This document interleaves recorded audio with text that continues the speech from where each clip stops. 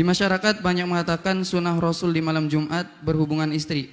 Bahkan ada yang mengaitkan dengan membunuh Yahudi. Jadi apa itu pantas diucapkan? Karena marak sekali ucapan itu sebelum malam Jumat. Terima kasih atas jawabannya, Buya.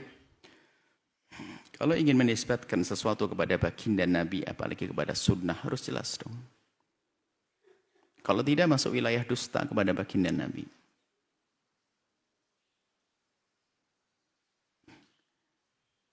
Tidak tahu sumbernya dari mana. Riwayat-riwayat seperti itu. Sehingga semua masyhur sekali di kalangan sebagian orang. Kalau menggauli istrinya di malam Jumat seperti membunuh 70 Yahudi.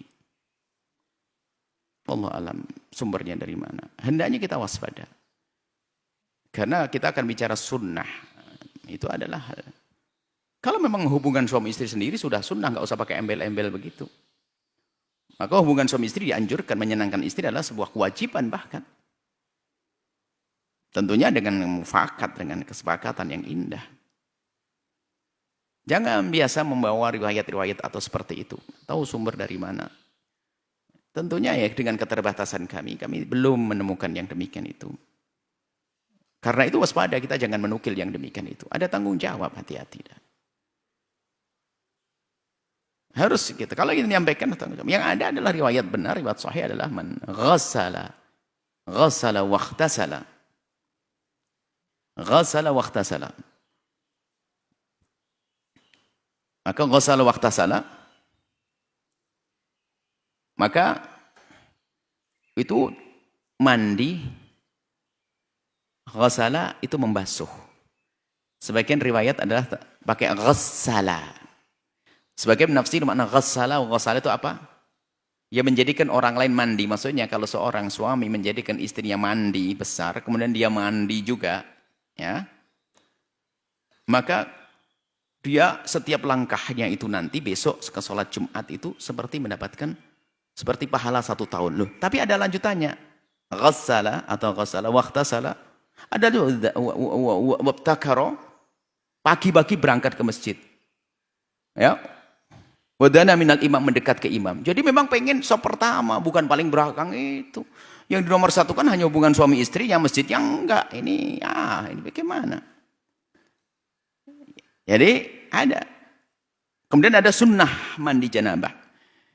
Jadi keutamanya seperti itu, keutamanya adalah mandi Jumat. Kita yang ini biasanya khususnya adalah masalah mandi Jumat. Mandi Jumat adalah sunnah. Bagi kaum pria yang ingin melakukan sholat Jumat, disunahkan mandi Jumat. Dan itu bukan harus mandi wajib.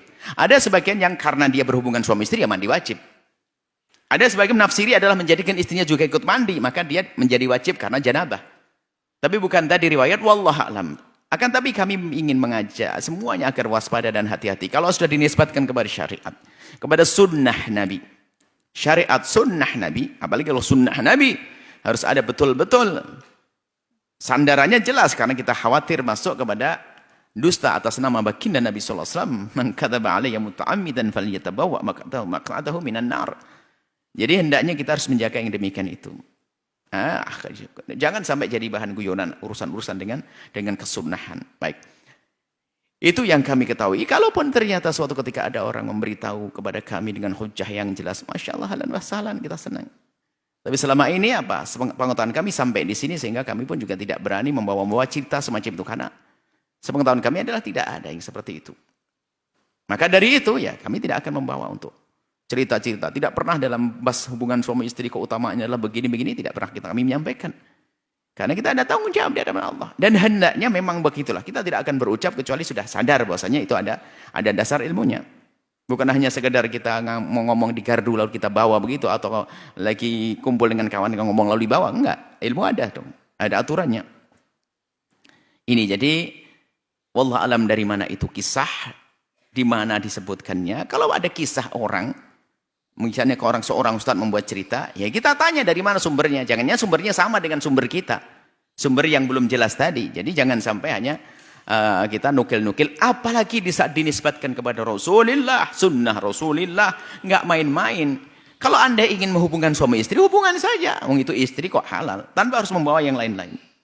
Kalau memang ingin memberi motivasi istri yang ogah-ogahan, tidak harus dengan membawa sesuatu yang tidak jelas. Ya, diberi pemahaman atau rayuan yang luar biasa dan seterusnya. Seperti itu.